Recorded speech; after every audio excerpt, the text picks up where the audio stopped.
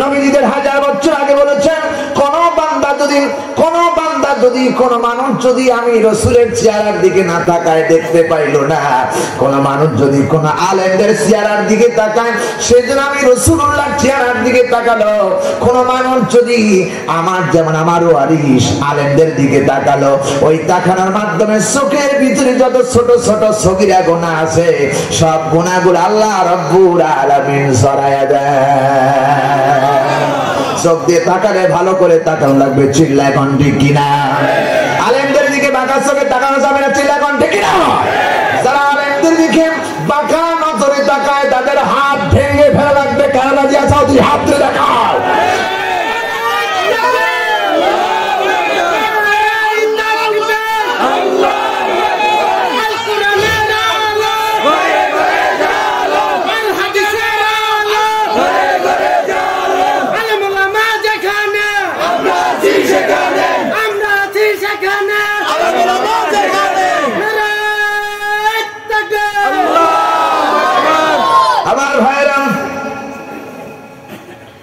আল্লাহ রাব্বুল আলামিন মায়ের পেটের ভিতরে তোমাকে যখন আমাকে যখন তৈরি করলো, চোখটা কেমনে বানাবে এই ব্যাপারে কোন দার্শনিক তথ্য দেন নাই, কোন আর্টিস্টম্যান তথ্য দেন নাই। কোরআনে কারীমের ভিতরে আল্লাহ রাব্বুল আলামিন বলতেছেন, ফি আইয়ি সূরাতিন মা শাআ রাক্কাবাক। মায়ের ভিতরে এক ফোঁটা সবেমাত্র মায়ের বাবার সুলার থেকে এক ফোঁটা মাটির একটু পানি চলে গেল, সেই পানির ভিতরে আমি আল্লাহ তাআলা নিজ কুদরতে আমার হাত দিয়ে বান্দারের চেহারাটা আমি আল্লাহ নিজে নির্মাণ করেছিলাম। যেমন ইচ্ছা তেমন করে মায়ের পেটের ভিতরে আমি পানির ভিতরে নকশা করলাম। আমার ভাইরা, আমার দেশে দেখবেন মুজিবরের ছবি আছে, মুজিবরের ছবি মানুষ অঙ্কন করতে পারে, এরপরে তারেক জিয়ার ছবি অঙ্কন করতে পারে, যে কোনো মানুষের ছবি অঙ্কন করা যায়, কিন্তু পানির ভিতরে নকশা করার ক্লিয়ার আকাশের নিচে জমিনের উপরে একজন আজও তৈরি হয় নাই। ঠিক কিনা বলেন?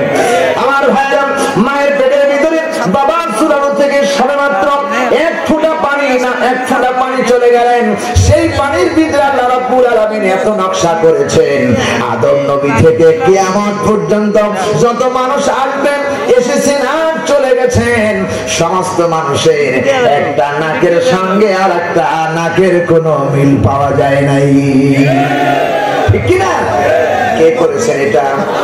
আসতে বলেন কেন? কে?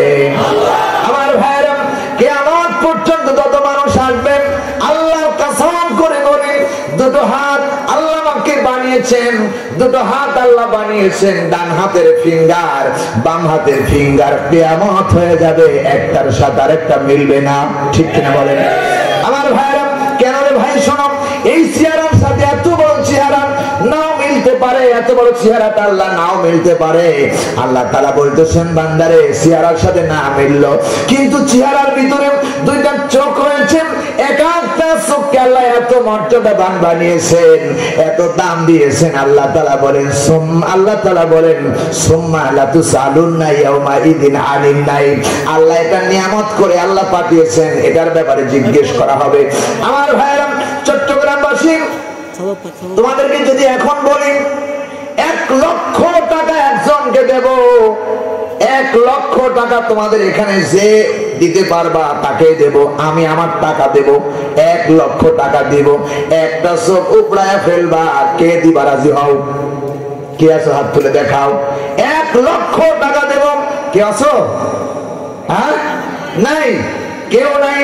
কিন্তু আমার ভাইরা, চোখ যদি ময়লা পড়ে যায়, চোখের ভিতরে ছানি পড়ে যায়, আর চোখ তো দিবার কথা দূরের কথা, লক্ষ লক্ষ টাকা খরচ করে ডাক্তারের কাছে চিকিৎসা দেয়।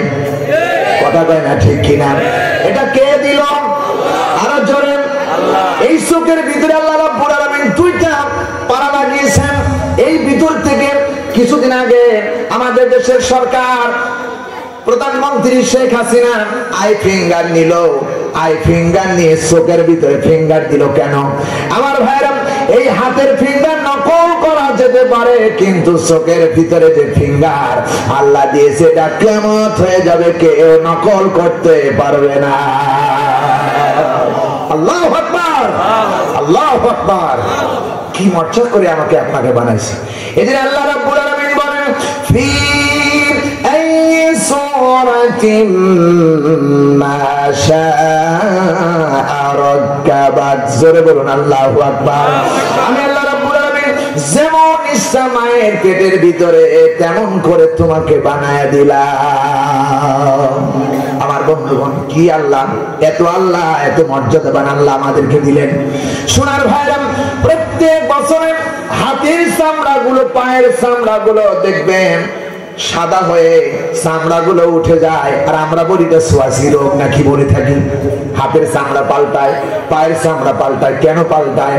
আল্লাহ বলে বান্দারে শুনে রাখো, একটা রিকশার টায়ারের দিকে তাকাও, একটা বছর চলতে চলতে এই টায়ারের মধ্যে বিট কাটা, টায়ারটা আস্তে করে যখন প্লেন হয়ে যায়, ড্রাইভার সাহেব ব্রেক দিলে আর ভালো ব্রেক হয় না, সিধা যায়, চিল্লায় কোন ঠিক কিনা? এখানে ব্রেক লাগায় দিল। আল্লাহ বলে বান্দারে টাকের টায়ারের দিকে তাকাও, মাইক্রো টায়ারের দিকে তাকাও, টায়ারের গুলো বিট কাটা। এই মাইক্রোটা এক বছর চলতে চলতে, পাইলেট চলতে চলতে, এরপরে যখন বিটটা হয়ে যায়, ব্রেক দিলে সহজে ব্রেক লাগে না। আমার বন্ধুগণ, তখন ড্রাইভার সাহেব চিন্তা করে, অথবা মালিক চিন্তা করে, এর দ্বারা আর গাড়ি চালানো যাবে না, যে কোনো মুহূর্তে অ্যাক্সিডেন্ট হতে পারে। ওই টায়ারটা পাল্টায় নতুন বিট কাটা একটা টায়ার লাগায় দেয়। আল্লাহ বলে বান্দা, ও আমার গোলামেরা, প্রত্যেক বছরে এই হাত দিয়ে বান্দা কাজ করবে, পা দিয়ে চলাফেরা করবে। এই হাতের ভিতরে এক বছর কাজ করতে করতে হাতের চামড়াগুলো যখন প্লেন হয়ে যায়, আঁকা বাঁকা জায়গাগুলো যখন সমান হয়ে যায়, চামড়াটারে পাল্টাই আমি আল্লাহ নতুন নতুন বিট কেটে দাগ পরিষ্কার করে তুলে দেই, যাতে বান্দার কোনো অসুবিধা হাঁটতে না হয়, বান্দার কাজ করতে কোনো অসুবিধা না হয়। এই আতিশম্যানকে আরো দেব। ওই আল্লাহর আইন ভাল লাগে না, ওই আল্লাহর আইন ভালো লাগে, নাস্তিকবাদীদের আইন ভালো লাগে, চিল্লা গান দেখে না। যারা নাস্তিকবাদীদের ভালোবাসো, বিশ্বাস করো তোমাদের পরে গজব আসবে। এসেছেন গজব, চিল্লা বলো ঠিক না ঠিক? আজ আমেরিকার দিকে তাকান, আমেরিকার দিকে তাকান, যে আগুন জ্বলছে এটা কোনো শান্তির আগুন নয়, এটা অবশ্যই কোরআনের দুশমন করার জন্য গজবের আগুন জ্বলছে, চিল্লা গান দেখে না। 100% আমি বিশ্বাস করি। প্রিয় সব, এই আগুন সে আগুন নয়, প্রাণী দিয়ে ঠান্ডা করা যায় না। এই আগুন নিভানোর মালিক কে? আসতে বলবেন না কে? যারাই যুগে যুগে, যারাই যুগে যুগে পৃথিবীতে কোরআনের দুশমনি করেছেন, কোরআনের ছাত্রদের সাথে দুশমনি করেছেন, অন্যায় করেছেন, যুগে যুগে তাদেরকে ফেরাউন, হামান, নমরুদের মতো শায়েস্তা করার জন্য আল্লাহ যথেষ্ট, চিল্লায় কোন দিকে? এখনো বিশ্বাস করো। আজ বাংলাদেশের আজহারী সাহেব একটা কথা বলেছেন, এক দলে খাইছে আর এক দল খাবে, কথা কয় না, সমালোচনা শুরু হয়ে গেছে। আমার বন্ধুগণ, বিশ্বাস করো, আমার কাছে কোনো আওয়ালিক নাই, আমার কাছে কোনো ব্যাংকি নাই, আমার কাছে কোনো জাতীয় পার্টি নাই, জামাত ইসলাম নাই। আল্লাহ কোরআন শরীফের মধ্যে বলছেন, ও আমার বন্ধুগণ, জামাত ইসলাম একটা ইসলামিক দল, হেফাজত ইসলাম একটা ইসলামিক দল, এবং হাত পাকা সরমনাই শাসনতন্ত্র একটা ইসলামিক দল। কোরআন শরীফের মধ্যে আল্লাহ একথা বলতে পারতেন, হুদাল্লিল জামাত ইসলাম, কারণ জামাত ইসলাম ইসলামিক দল। হুদাল্লিল মুসলিম একথা আল্লাহ বলতে পারতেন, হুদাল্লিল হেফাজত ইসলাম একথা বলতে পারতেন, হুদাল্লিল সরমনাই একথা আল্লাহ বলতে পারতেন, কিন্তু আল্লাহ তাআলা সে কথা কোরআনের মধ্যে বললেন না। কোরআনের মধ্যে আল্লাহ বলছেন হুদাল্লিন নাস, মানব ছাড়া তার জন্য ৩০ পারা কোরআনে কারীম, চিল্লায় বলেন ঠিক না? এই বন্ধুগণ, এই কোরআনই আমাদের জন্য যথেষ্ট। এই কোরআনের সাথে যারা বেয়াদবি করেছে, আল্লাহ ছেড়ে দেয়, ছাড় দেয় না, বরদাস্ত করে নাই, করে নাই, করে নাই, চিল্লায় বলেন ঠিক না? আজ আমরা বলতে পারতেছি না। সোনার ভাইরা, বিশ্বাস করো, আমাদের রাহবার মাওলানা দেলোয়ার হোসেন সাইদি সাহেব, যার নাম শুনলে মনে হৃদয় শান্তি হয়ে যায়, ঠিক কিনা?